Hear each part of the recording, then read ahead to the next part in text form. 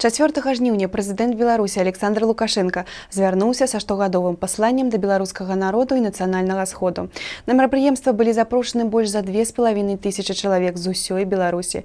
Па традыцыі на ім прысутнічалі дэпутаты Палаты прадстаўнікоў і члены Савета Рэспублікі, вышэйшыя службовыя асобы краіны, члены ўрада, кіраўнікі органаў дзяржкіравання, мясцовых органаў улады. Сваімі ўражаннямі падзяліліся ўдзельнікі мерапрыемства, якія прадстаўлялі Шклоўскі раён. Во время послания президента Республики Беларусь белорусскому народу было сказано много о политике нашей страны, социально-экономическом ее развитии и, конечно же, о здравоохранении. Мы, участники данного мероприятия, в очередной раз услышали, что медицине уделяется пристальное внимание.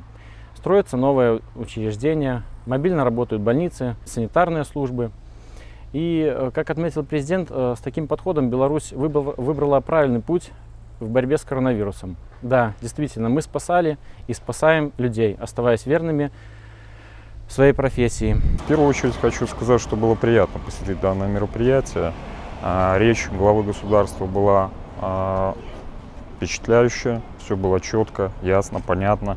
Его предвыборная кампания, его предвыборная программа продуманы до мелочей. Хочу сказать одно, что сама по себе экономика, она не может развиваться быстрыми темпами, ну так она устроена. То есть вот даже другие кандидаты, когда предлагают повысить заработную плату в 5 раз, увеличить пенсии, это все невозможно. Это все достигается кропотливой поэтапной работой, что и озвучил глава государства.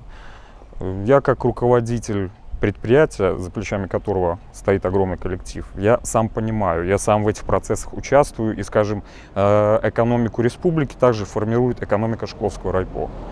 Поэтому я надеюсь, мы не подведем.